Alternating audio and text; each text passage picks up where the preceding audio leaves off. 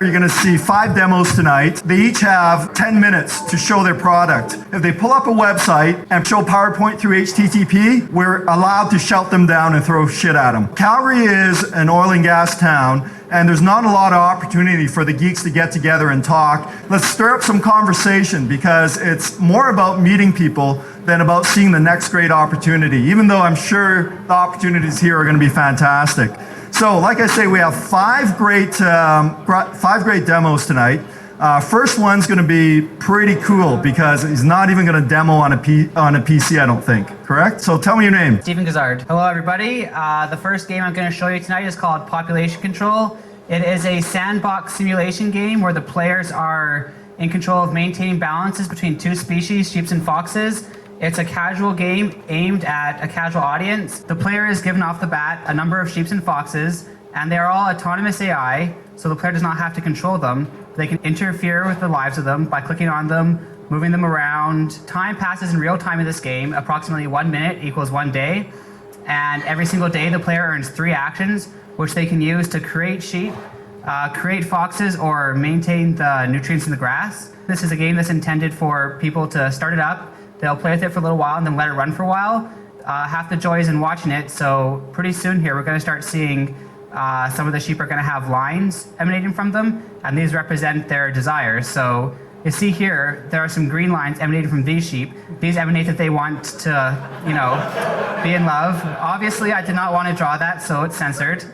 That one's a little bit rambunctious. You also get some red lines coming from the foxes when they're hungry, and this represents that they want to eat. As you watch the game, you get to observe the little stories of this sheep is in love with this sheep, but that sheep's actually in love with that sheep. Oh, but then the fox ate that sheep, and then love happens. You get nice little stories like that. It's just a fun little game to play, leave running. It's a low stress game, again, intended for casual gamers, non-gamer audience, so this will be a website like Big Fish Games as opposed to Steam, if it were to be distributed in that manner. And the meat and bones of this presentation is aimed at Navi Blast, which is a game I've been developing with a buddy of mine who I know online. He and I have never met in real life, so he's in the States and we've been working over MSN. Our intention is to get it on Xbox Live Arcade or Xbox Community Games.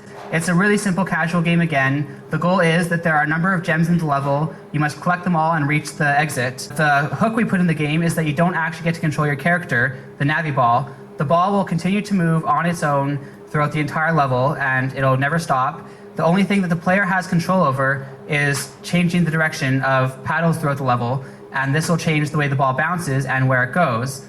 So as you can see, I've just collected all the paddles in this first level and made it to the end.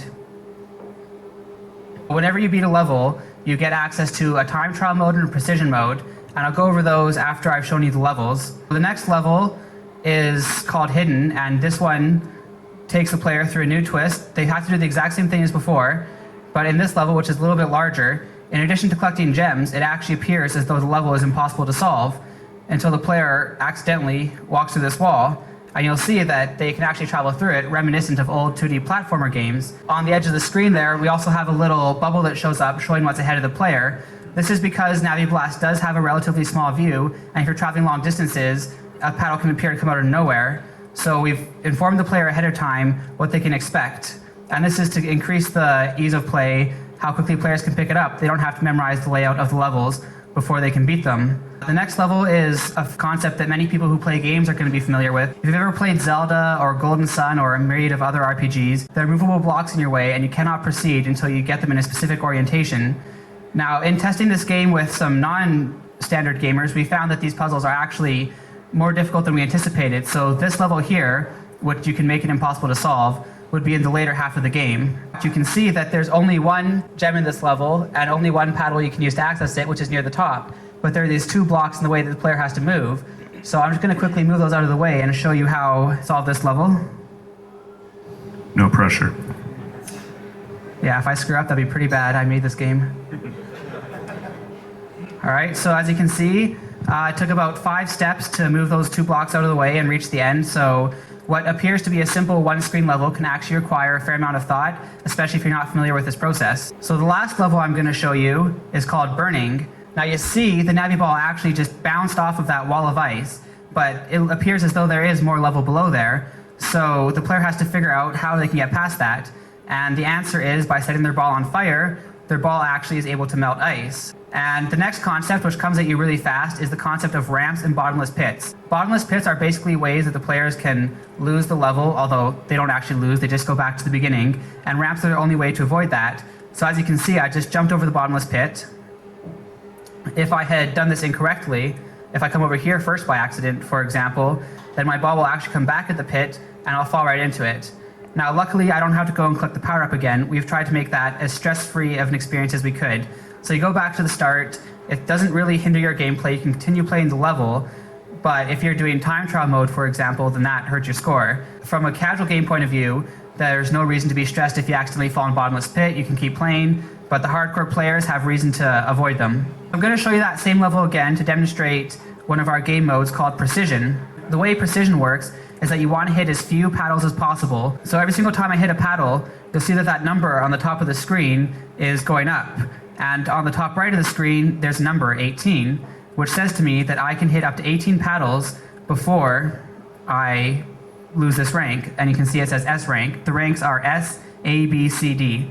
Now I'm actually going to go off the beaten path this time. Last time I didn't try hitting these two paddles on the side because they weren't as obvious to me. There was no gems near them. There was no path leading to them. But by hitting them and exploring, I've actually been rewarded. I don't know if you saw it because it was hidden by the tree, but there's actually a collectible gem in the corner there that I hit. And those are also another element we've added to the game to increase replayability, is the idea of extra content you can find in the game, these extra gems that when you get them all will unlock an achievement for you. So for those of you on Xbox, you get extra gamer points. Hopefully soon. Sorry, repeat the question. He asked when it's coming out on iPhone, and there is no current development on iPhone, but we would like to release an iPhone version eventually. Process for getting it on the Xbox system. We're currently discussing with Microsoft. We had to send them a non-disclosure agreement, so beyond this point, there's not too much we can say. We have to send them our prototype, and after that, we have to implement some Xbox-specific features, such as achievements and leaderboard. So we have to get those in the game, and we can't, the process behind that is what the non-disclosure agreement is mostly about. As well, we can't really talk about the game beyond what's publicly known at the point of the signing. To elaborate, I work for Microsoft. I have no NDA. Sorry, I didn't mean to spring that on you, but we do have community games for Xbox Live, which allows you to build games using XNA and post them up onto the Xbox Live experience. That is available for XNA gamers today.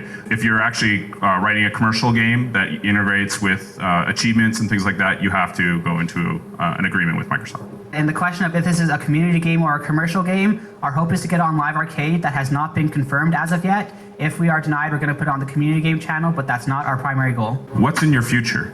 My goal for post this game is to try and get a version on, as was previously asked, potentially the iPhone, and as well also potentially just regular mobile phones, as it is a single button game, so it is quite ideal for that environment. And there are other games, for example, Population Control that I showed earlier, that also like to spend some time developing. All right, give it up. Cheers. Now's the time for the crowd participation portion. This is going to be fun. This is really going to be fun. Next up, we have Ben Eadie. I'm going to demo a crowdsourced tech support system for computer-aided design. Sounds exciting. No, okay. Sorry. Okay. Well, how can the crowd help you with this? Well, there's a few things that are going on with the site right now. I've got a huge amount of traffic in its very brief period of time. So I'm looking at a couple monetization methods as far as being able to actually squeeze some dollars out of it.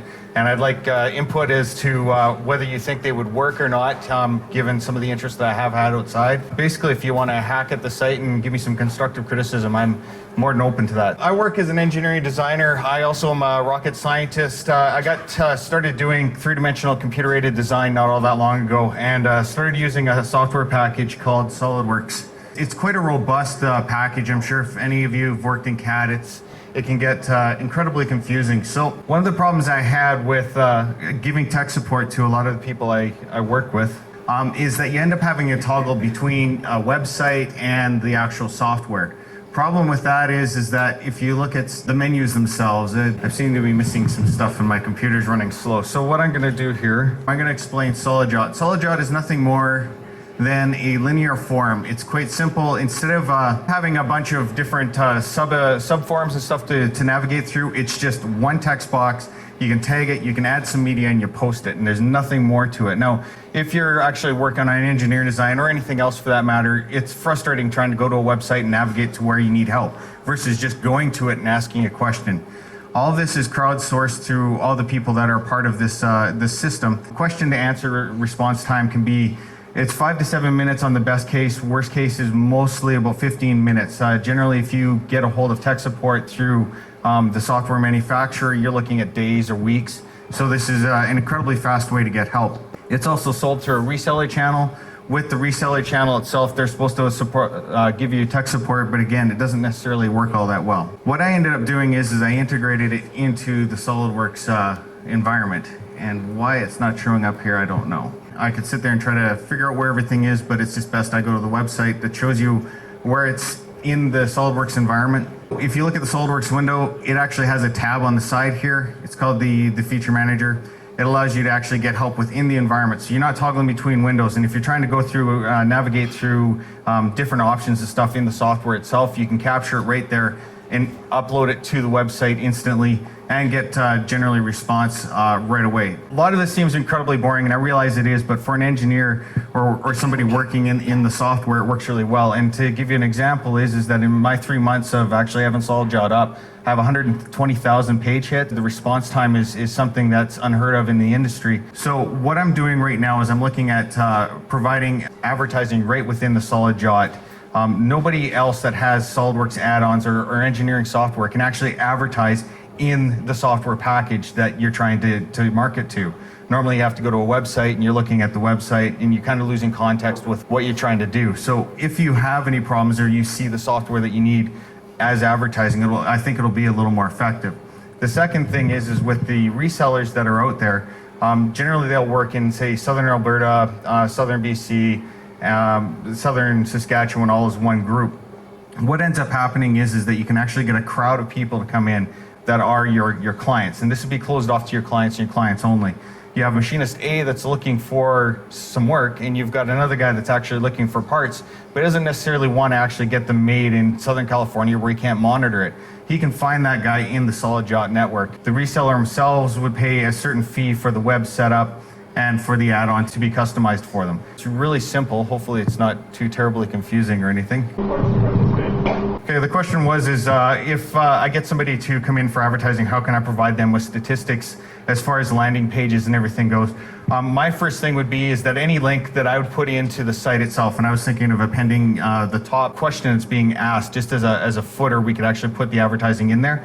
The link itself would have to go to a unique URL at the client's site. That way they know that they've had somebody who lands. All the statistics are done through Google Analytics, Woopra, and I also have WasUp in the WordPress backend. So I've got 3 different statistics systems, and all 3 say different things for the same period of time. So it's at least that way I've got a good idea of what really is happening from different perspectives. What sort of technology are you using? It's a WordPress backend, and I use C# to actually write the add-in. I didn't write the add-in itself. I approached somebody who could do it for me and had him write it. And that actually brings up a good point, is I'm looking for somebody that hopefully would know WordPress quite well and CSS backends, and also be able to work in C# to actually connect the two. Because one of the things that happens with the problems with SolidWorks is imagine that you have an assembly, and in that assembly you have 15 other files that are parts. Now, if you ask them, I need your assembly so I can see what's going on, they have to send you the assembly and all the parts. Rarely does the person actually send you all the parts, and you end up going through this email back and forth trying to figure things out. So I've worked out a routine that will actually grab everything, pack it up into a zip file, and send it to the WordPress site. But there's where the rub is that if you put the button on WordPress and you click on it, and it grabs the software or grabs that routine, basically clicking a button and having it automatically upload anything from your computer to a website's a no-no. So I'm not sure how to get around that. Working on the C# side, I've been able to actually get it to connect to the WordPress site Problem is I can't get it to authenticate properly and actually send the files through. So I need some help as far as figuring that out. What about doing something like a screen sharing, like a Fog Creek Copilot, where someone could look at your computer and explain it in real time? That functionality already exists in the software. It's reasonably easy to get at, but the fact remains is that nobody uses it. It's a bit kludgy. It's if you have a dial-up connection or anything like that, it just doesn't work. Where if you keep things raw and simple, you keep text, you keep pictures, and the ability to upload the files. And I think after that, you're too complex. If you spend too much time trying to figure out how to tell somebody your problem, you lose context with the problem. Was it part-time or full-time effort? And what kind of cooperation have you been getting from SolidWorks? Maybe 10 hours setting up the website itself. I got a guy to help me with the content and actually rewrite the CSS. That was probably about 15 hours. I got a guy to rate the C# and everything. That's probably another 20 or 30 hours. And other than the social networking involved in going to places and making sure people know about it, I'm thinking maybe 50 or 60 hours. Now, cooperation I've gotten from SolidWorks is that there's a couple of routines or a couple of handles in their API that I needed. I called them up and said, hey, I need this. This is the site I'm trying to set up. I'm trying to get things to work properly. And they accommodated me. They started working on putting the handles into the functionality that I need. From that, actually, I came from a conference. I've sold probably about $6,000 per month in advertising on the site. I'm still just working on implementing it, but that also includes a podcast where I give people video tutorials in it. So it's a little more than just the actual site itself. And I've also have 2 or 3 resellers interested in me implementing it for their systems. So I think the interest is there. Problem I have is that I'm an engineer. I'm kind of a dreamer. I can design stuff, computers and physical, but I'm not a businessman, and I really, to be honest, don't enjoy it too much. So any business advice is good for me. How about a hand for Ben?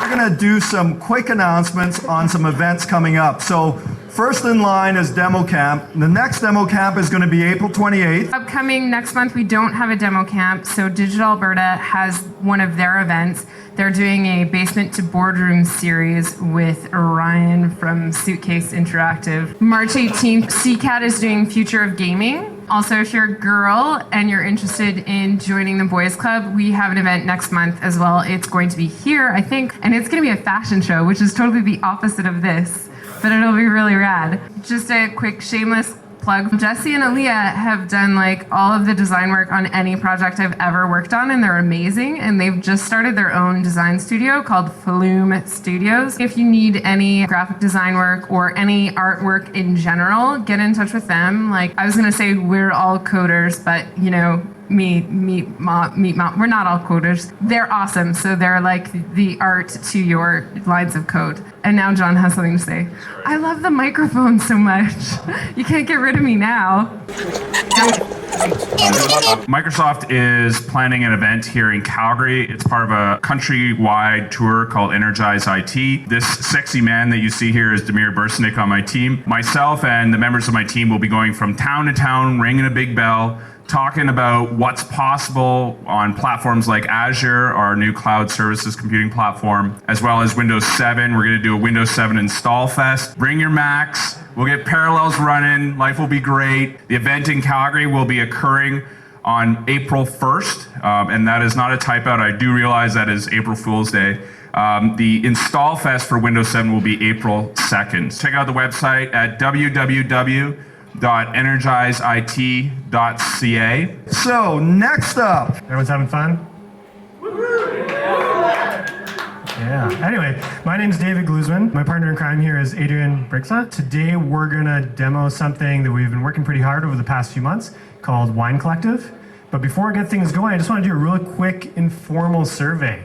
Who here would say they enjoy wine? If you can just do a show of hands. Well, anyway, I just want to start this demo real quick with some stories and the fact of how we're actually come about this. I'm actually going to let Adrian tell a quick story because Adrian's really the wine guy. I'm more kind of the business and the technology and bringing it all together. The idea for Wine Collective came from both David and I working on reading for New Times, and we were really excited about some traction that we had with wine reviews that we were doing for the magazine. What interests me about wine is that it's a universal experience, and it's something that can be misunderstood. It's a complicated process.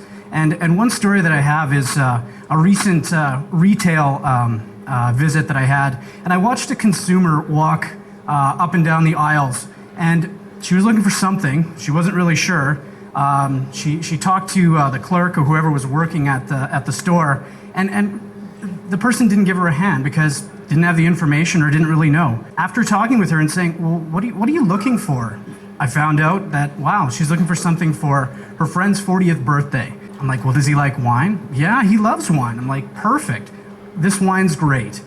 $40. She left the store excited. Just that sort of feeling of helping somebody find something that they're looking for when there's thousands of choices out there really made me feel good, and it's sort of my driver behind Wine Collective. To give you a little bit more background, so with Reading for New Times magazine, it's about 9 years old, and Adrian's been writing about wine for probably 4 or 5 months, and there's been a really good reception, as he was saying, regarding it. We ran some surveys and asked people what they like, and basically we were finding out that people are having a hard time finding the wines that we review. Which is unfortunate because the wines that Adrian talks about are phenomenal. If you ever get the chance to try some of the stuff that he's reviewed in the past, I highly recommend it. It'll really open your senses. The essence of the company is we're trying to get extraordinary wine to your door at low effort. And there's a writer out there, he's a doctor named Schwartz. He wrote this book called The Paradox of Choice. And basically a real quick story is he talks about like how choice can actually paralyze us. A supermarket is over 256 combinations of vinaigrette that you can buy or make. So how do you make those choices? So it's the same sort of thing with wine, except if we look here at like a local wine dealer, this is CSN Wine Spirits, great store right up Edmonton Trail. They carry online 2,500 different types of wine. Or if you go to like a store in the States, and the States is really flexible because shipping rules are a bit more lax than they are in Canada, you can choose here from over 170,000 wines. Shopping for wine off of that sort of selection, I don't even know where to start. That's why we're making Wine Collective. We choose the wines every month out of all the selections, and again, there's over 265 reps in Alberta alone, which basically equates to about 26,000 different wines at any given period of time. So Adrian does tons of research, he's awesome, he has an awesome palate, goes into great detail explaining everything about different types of wines. So what we're doing is packaging up that experience. So you subscribe to one of our packages, of which we have 4 different levels, ranging from $295 a month and all the way down to $35 a month. So there's something there hopefully for everyone.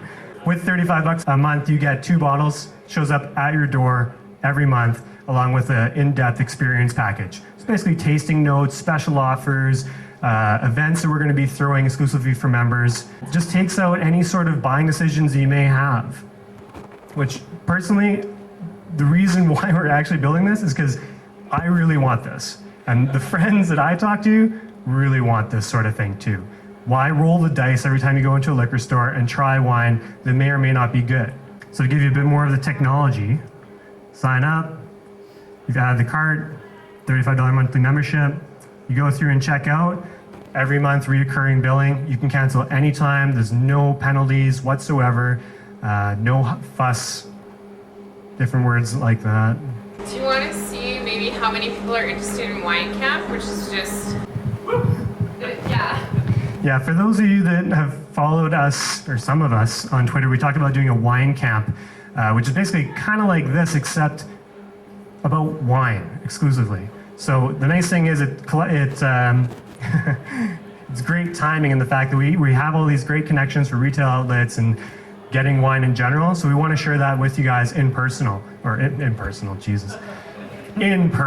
Question was, is this going to be available across Canada? We're starting as a beta to just do Calgary, and then expanding as demand sees fit. There's shipping laws in with certain provinces, so there's government agencies that sort of control liquor and things like that. So shipping to places like Saskatchewan, not going to happen. We just can't do it. What's the domain name and give it to me, because I want to sign up. Awesome. Well, the Wine Collective is, man, I'm dyslexic. Dyslexic? Dyslexic. It's awesome. Winecollective.ca. We're aiming to go live March 10th. Currently, if you're interested, you can actually go to winecollective.ca today, give us your name and email. We're not going to spam you or anything regarding anything but this. and we'll let you know. And there's actually going to be a special offer for the first month. If you sign up, your first month is free shipping. There's a lot of things like this in the coffee world. So the question is, there's a lot of these things for coffee world, but not in the wine world. There are a few offerings in Canada, and I think that most of the offerings are sort of directed at, for consumers like this. And I don't know if you've flipped through this magazine recently. Yeah, it's Wine Spectator, so it's the big U.S. Wine magazine. They target their ads for people who want to buy partial jet ownership. I'm not sure if anybody here is looking at partial jet ownership. If you are, Partial. yeah, well, maybe you just want to buy a portion of a jet or something. But that's where the clubs in Canada are currently marketed for. Affluent, wealthy. We're not about that. $35 a month. That's cheaper than your cell phone. You're getting great wine delivered to your door. No pretense. None of the snootery or snobbery. We just want to bring good products and no partial jet ads in Wine Collective. Can I look in and see what you sent me in January? Right, so the question is, how are you going to keep track of the wine that comes to you? So there is an aspect that give you physical things in the package. We're also going to keep tabs on what you're getting every single month online. And there's another big aspect to it, a sort of rewards program involved with it. The longer you stay a member, and if you tell your friends and they come on board, or you do more sorts of interactions on the site, you actually earn points to redeem for special offers. Amazon model where people who like this wine also like. Long term, that's kind of the idea, so that eventually the longer you become a member, we can tailor the wine specifically to your tastes, as long as you report back to us and tell us really liked it, didn't like it, etc. Gift certificate type options? We see that being a huge part of it, because what's a difficult thing, or a difficult person to get a gift for, wine is generally pretty fail-safe. So what we're actually doing is allowing you to subscribe to any membership for a finite amount of time. You pay for it up front, so if you want a month of the $135 package, you can buy that. You can buy 6 months if you like as well. What about beer? Beer Collective? Who'd be interested in beer? Okay, yeah, we're doing that for sure. Anyway, Second phase. Anyway, thanks a lot, guys. Really appreciate you guys taking a listen tonight. Randy Thompson, he's picking up our food tab tonight. Randy, come on up. We run Venture Alberta. It's an angel group, so we fund startup companies, and it's a bunch of former entrepreneurs that actually did okay once upon a time, and so they're looking sort of for an adrenaline hit, and so they look for startups. So Venture Alberta has funded 40 companies since 2003, and it's got 50 angels between Calgary, Edmonton, and Red Deer. So if you're ever looking to kind of go the private money way, we'd like to see you at some point. So there's my shameless plug and why we sponsored. One of the big problems we find, and Sean's back there too, he's in the same gig, we find the quality of companies or ideas coming to us are really good, but the follow-through is a little bit, I'm going to use this word suspect instead of sucks, but it still sucks. And so we would encourage you, if you're ever, you don't have to be doing it now, but if you're ever going to be looking for money, I'd encourage you to go to a number of boot camps. We've got one running next week, and it's 3 days. It's going to be guys like Pat Lohr. There's a guy who runs an angel group in Silicon Valley, 2 VCs, 4 other guys who've started companies. They're doing the boot camp for the 3 days. Their whole focus is on getting your business or your business idea ready to pitch to have either a business partner or a funder come in. Now, there's 2 bad things about this boot camp. You don't have to be an Oilers fan, but you do have to go to Edmonton. Sorry. And the other one, it's $250, but I got to tell you, if you're ever going to be looking for money or want to know how it all works, it's probably $250 well spent. Thanks for letting me be a part of this, and have fun tonight. Just for reference sake, how many of you have heard of Venture Alberta? Just show of hands. Okay. How many of you have heard of Deal Generator, Alberta Deal Generator? Okay. And how many of you have heard of Inovia Capital? Okay. So Sean, you need to sponsor, man. So those were the top 3 sources. If you're an entrepreneur looking to get some sophisticated investor feedback or looking for angel money, you're either in front of Randy's group, which is Venture Alberta, in front of Ken Gordon's group, which is Alberta Deal Generator, or you're making an appointment with Sean from Inovia. So next up, John from Phoenix New Media. I'm going to be doing 2 casual games that are in development. One is Curse of the Pharaoh, and the second is Adventures of Newbie. Both of those are going to be published on your regular casual downloadable sites like Big Fish Games. How can the community help you? Well, I've got TRZZ online right now, up on the screen right now. That's our casual MMO. We just closed 1.4 mil in financing for, and so thank you. We're looking for amazing, passionate server programmers, junior C++ programmers, as well as artists, designers, and a VP of marketing. So this is TRZZ Online. I'm not going to demo it today. It's kind of a bait and switch, but it's the world's first hip-hop online world. Coming out soon. So Curse of the Pharaoh 1 was our first game. We released it in March of 2008, and it went on to be a hit #2 casual game and resulted in a 3-game development deal with Big Fish Games for us. And basically the premise of the game, this is part of a genre of games called Hidden Object, which has been very, very popular since about 2006. You're going to be looking at a static screen and trying to find a list of objects that you see on the right-hand side. In our game, you happen to pick up some puzzle objects that you're going to use in the game later on, like that potion, this mask piece, some coins, and things like that. The other type of gameplay that we have in the game is called Spot the Difference, and here you're looking at 2 different screens. They're very similar, but there are, I believe, 10 differences between the scenes. And so again, you're trying to find puzzle items, collect them so that you can use later, as well as find all the differences between the 2 frames. So in this case, I've just picked up a tent pole and I need to replace it where it belongs. And in one world, I have to finish all of those puzzles before I unlock the final level. So that's Curse of the Pharaoh 2. So this is a simple Simon Says sort of puzzle. You need to take the pieces that you found previously and replace them in the correct spots. And then it just starts a simple game of Simon Says. So I have to follow the glowing tiles around and click them in the correct order. So that's an example of a puzzle that we have. First iteration was downloaded over 1 million times. We're expecting a lot more downloads with Pharaoh 2 now that we have the full force of Big Fish's marketing behind us. Adventures of Newbie is another casual game destined for the same sort of distribution. Who remembers this game? That's right. So it's a remake of Lemmings, Egyptian theme. We added a few power-ups that are add a bit of fun, as well as a store. You can buy upgrades to your character and use them in your levels later on, like this. They just sort of fall to their deaths. This is a sort of a prototype, so we don't have the death animation per se. They just fall into oblivion. But we recently tweaked the death animation to be much better than it was. So yeah, I mean, you have a lot of the same sort of skills that you had in Lemmings, your dig, your bash, your float, and stuff like that. Great, so that's it. Does it come with sound? Yes, it does, believe it or not. Yeah, this is done in Flash, and that's just because we wanted to really target the advergaming sites. And so we wanted to make something where we could just put out the Flash at the same time as we put out the executable.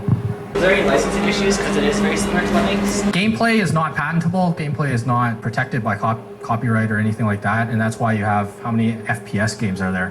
What's the basic gameplay of that? They're all the same, right? And so the theme, as long as you're changing the look and feel, the right side of that. That first game that you showed, did 1 million people pay to download? No, so the market that we're in is called the try before you buy market.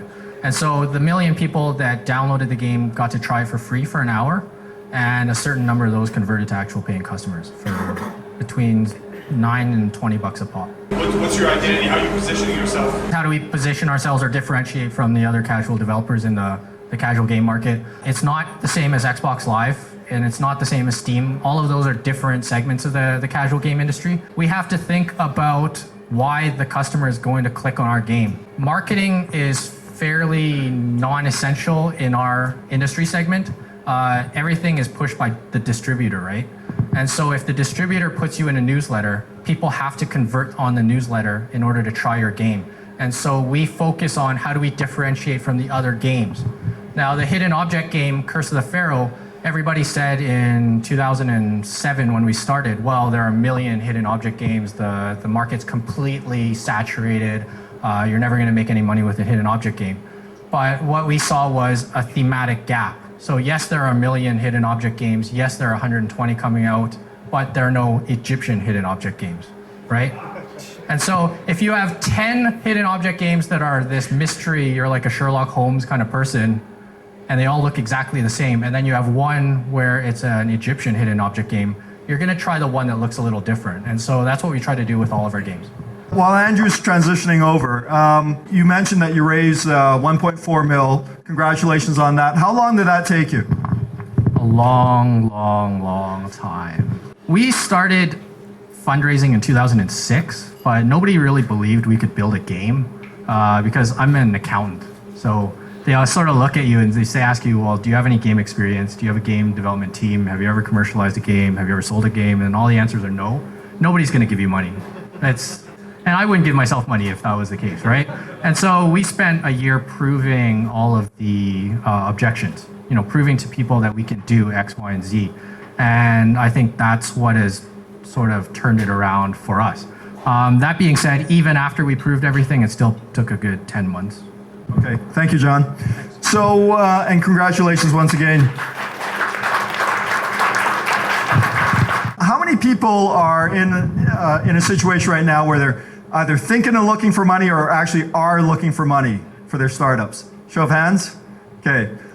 So those of you guys, I think if you want to stick around near the end, you want to talk to Randy and see what happens for those 3 days in Edmonton next week. I think you guys are gonna learn what John kind of learned over the last 3 years as far as fundraising goes. So next up we have Andrew, and I think Andrew is our last presenter of the night. Andrew, tell us what you're going to demo tonight.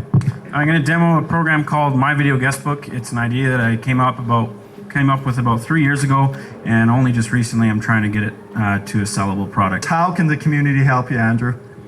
I want your money, like you did the first time. No, this is still in development. I'm still doing like branding and even just getting incorporated with a new business. Hopefully a month or two down the road, like some beta testing, that kind of thing, and telling your friends, people getting married. The primary market for this was for weddings, but we're also looking to get into other markets. So my background is actually I'm a web developer, and I have my own company called 7Light. So a few years ago, about 3 or 4 years ago, I had some friends getting married, and it was kind of a mutual idea that we came up between the two of us of doing a video guest book at the reception after. So instead of just having a book, people can actually come into the computer and you can leave a video message. It gives it a much more personal feel. People can leave you a nice long message, and it just really ties into the wedding great. I made a prototype for it, really bad interface. It was really simple, and I never really went anywhere with it, but in the last 6 months or so, I've really felt that I want to push this as a product and try to get it out there on the market and sell it. You just open it up, and it's actually, for all you Mac guys, it's similar to iMovie. So when you first open it up, you actually have to save it right away because you're going to be saving videos and stuff. So it needs to know where it's going to be saving those videos. So you just go ahead and save it, and then it shows up on the desktop here. But then you just start the kiosk mode. The interface is still pretty simple, but you just go and put in your name, you put in where you're from, you can leave a text message, and then you go ahead and then you can do a video message. So it uses the built-in webcam. You can also use if you have like a FireWire video camera, you could hook that up as well, to get a slightly higher video quality. You record your message, and pretty bad lighting here, but you hit stop, and then it gives you the option whether you want to save it or if you want to re-record it. And then you save it and goes back for the next user. Also then in the program, you can review it, and if there's a lot of people saving messages, there'll be a whole list there, and you can just go down here and hit play, and probably can't hear that, but there is sound there. So there's still more development to be put into it. I'm trying to look into stuff like being able to export it to either iMovie or iDVD so that it's really simple to, make a DVD out of it. Some other ideas also integration into a website. So for example, if people can't make it to the wedding, you could go to a specific URL and people across the world could leave a video message as well through the website. If anyone here is a designer that specializes in interface design, that would be beautiful. Just I'm a programmer, so I tried to make the interface as user-friendly as I can, and I still got a couple ideas, but somebody who specializes in interface design would definitely be great. Otherwise, I'm already working with a designer for like a logo and a website. Oh, and intellectual property lawyers. But I don't know if I need that. In the back? I definitely do want to get into the Windows market too, but I'm a Mac guy, and it was really easy to set it up through Xcode with this, so it's currently Mac only. Thanks a lot, guys. All right. So that's all the demos for this evening, due to an unfortunate misunderstanding that I would like to refer to as Todd Courtnage. I always tell the guy that my email doesn't work, and he never believes me, but Mark thought he was demoing tonight. He'll be demoing at our next demo camp. We also have 2 other demos all ready to go. So if you're interested in demoing in April, please get in touch with us as soon as possible because it's filling up fast.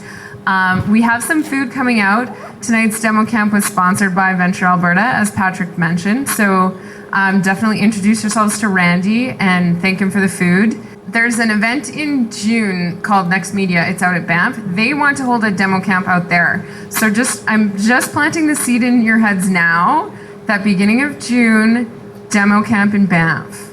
It's gonna be kind of fun. And then the end of June is going to be bar camp here, so that'll be a full day thing. It'll be fun. We'll have pizza and beer. The Curved Dental guys can get drunk while everyone else is presenting stuff. It'll be awesome. Patrick, do you have anything else you want to say? You're good? Okay, so food's coming. Grab a drink, introduce yourselves around to people, and have a great night. Thanks for coming out.